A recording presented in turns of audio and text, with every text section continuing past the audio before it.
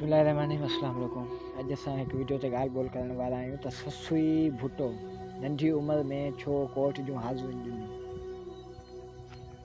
छा वाक़ई मीर शाह नवाज़ भुट्टो खे रिहाना उनजी घरवारी ज़हर ॾिनो? ॻाल्हि जो ख़ुलासो करण खां पहिरीं तव्हां दोस्तनि खे नंढी गुज़ारिश आहे, असांजे यूट्यूब चैनल खे सब्सक्राइब कयो ऐं उन सां गॾोगॾु वीडियो दोस्तनि में शेयर कंदा हलो। त हाणे हलूं था पाण वीडियो जी तरफ़। जॾहिं ज़ुल्फ़कार अली भुट्टो फांसी चढ़ी चुको ऐं पाकिस्तान में ज़िया जी हुकूमत शुरू हुई ऐं ज़िया जो दाबो ऐं राज जॾहिं शुरू थियो त मीर ज़ुल्फ़कार अली भुट्टे जा ॿई पुट काबुल में जला वतन हुआ। हालांकि बेनज़ीर जेका ज़ुल्फ़कार जी धीउ सां हिते पाकिस्तान में हुई, पर ज़ुल्फ़कार अली भुट्टे जा जेके पुट हुआ उहे अफ़गान काबुल में जला वतन हुआ। त मीर शाह नवाज़ भुट्टो ऐं मीर मुर्तज़ा भुट्टो ॿिन्ही हिकु फ़ौजी ऑफिसर जे धीअनि सां शादी कई।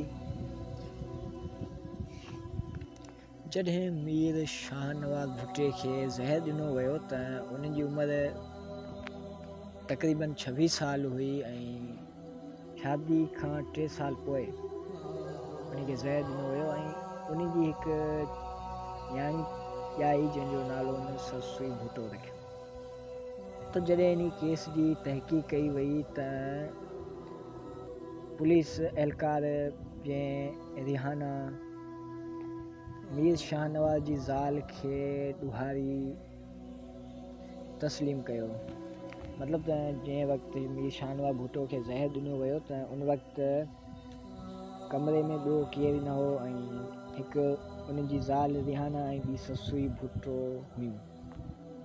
इन केस जी जांच तक़रीबन 4 हफ़्ता जेका जारी रही ऐं उन में बरतानिया पुलिस जे मीर शाह नवाज़ जी ज़ाल रिहाना खे मुड़ुस जे क़त्ल में मुलविस करे ऐं उन खे 2 साल क़ैद जी सज़ा ॿुधाए छॾी। लेकिन उन सां गॾु हिकु नंढड़ी न्याणी जेका मीर शाह नवाज़ जी धीउ हुई ससुई भुट्टो, उन बि गॾु कोर्ट में हाज़िरियूं पिए ॾिनियूं। त जॾहिं ससुई भुट्टो 26 साल जी थी त हू पहिरीं चकर पाकिस्तान में आई,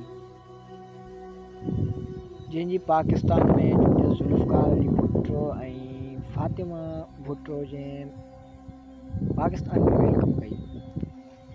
ऐं हींअर जॾहिं मूं ससुई भुट्टो जी ट्विटर ते IG ॾिठी ऐं उनखे मूं जॾहिं ॾिठो त उन में सिर्फ़ु 25 या 26 माण्हू जेके आहिनि से उन फॉलो कया आहे, जंहिंमें फातिमा भुट्टो ऐं ज़ुल्फ़कार अली भुट्टो शामिल आहिनि, जेका हींअर अमेरिका में राज पज़ीर आहे ऐं उन जो ज़रदारी ख़ानदान सां को बि वास्तो कोन्हे, को बि हींअर ताल्लुक़ कोन्हे।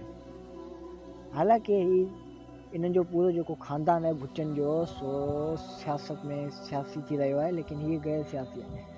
कॾहिं बि न कॾहिं सियासत कई आहे, न वरी पाकिस्तान वरी आई आहे। सिर्फ़ु ज़िंदगी में हिकिड़ो चकर पाकिस्तान में आई, उन खां पोइ ई वरी पाकिस्तान में आई।